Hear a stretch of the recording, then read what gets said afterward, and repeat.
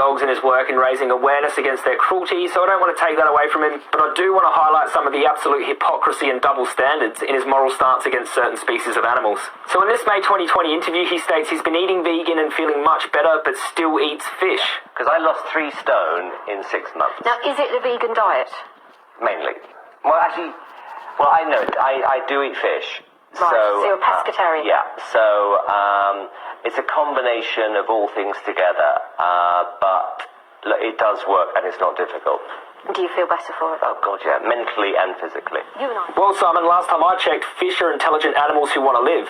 And as quoted from this 2015 paper on fish sentience, the body of evidence strongly suggests that fish are sentient, and the evidence that they are capable of feeling pain in a manner similar to humans is gradually mounting. Approximately 1 to 3 trillion sea animals are executed every year, many of whom are torn from their ocean habitats or they are dumped onto fishing boats to suffer and die. Millions of tons of these animals are discarded each year as bycatch and are thrown back into the water to die.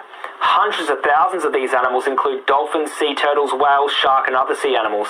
Around 52% of the fish humans eat are raised on fish farms, where they live in large, overcrowded cages in their own excrement, increasing the prevalence of disease, and are subjected to cruel and brutal deaths.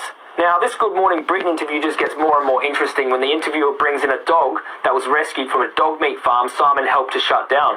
But not so long ago, you donated quite a sum of money to help shut down a dog meat farm. One of those dogs on the dog meat farm that was rescued was little Robin, who I adopted, and he is here to meet you.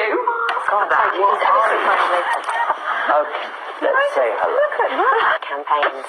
Really? Without people like you, he'd basically be in someone's stomach. Don't you? Now you think about that. Okay, now again, Simon's doing some great work here for dogs, but the hypocrisy here is just astounding. Without you, he'd be in someone's stomach? Well, Simon, you put suffered animal bodies in your stomach every day. Living sea animals who are tortured, murdered and dismembered, and their remains are stuffed into your McDonald's filet-o fish meal, digested and flushed down the toilet. Simon works to end dog meat farms, but financially supports cruel fish farms and fishing boats. Okay?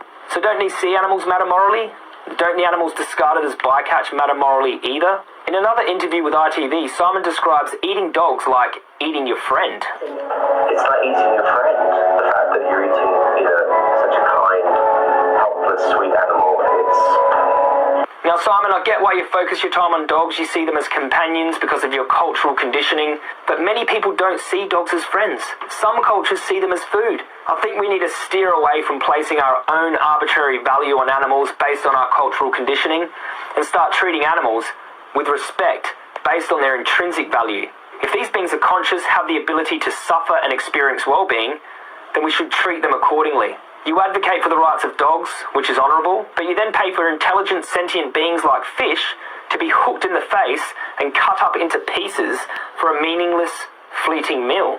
The problem I see with many people is they falsely see veganism as a fad diet to lose weight or get healthy, but veganism is a philosophy that seeks to exclude exploitation and cruelty to non-human animals as far as is possible and practicable. It's not a fad diet, it's an ethical principle. So Simon, why would you love one and pay to cause needless harm to another? How can you campaign against cruelty while simultaneously causing extreme suffering and death to sea life? Yes, dogs are seen as companions, but does that mean we shouldn't extend a similar amount of moral consideration to other animals who experience pain in a similar way? And look, I'm not suggesting you give up your life for these animals. I'm just asking you to stop eating their flesh and using products made from their bodies. And Simon has already shown he can make ethical decisions that help animals, and is even willing to donate large sums of money to stop cruelty. And Simon has also shown he can make lifestyle changes when he needs to. And his mantra is, it's not that difficult. It's not that difficult. Well, Simon, going vegan is not that difficult either. It's a simple lifestyle change that makes a huge difference. So, Simon, thank you for all your work for dogs. It's a noble cause. But please, leave the fish alone, let them live in peace, and be vegan.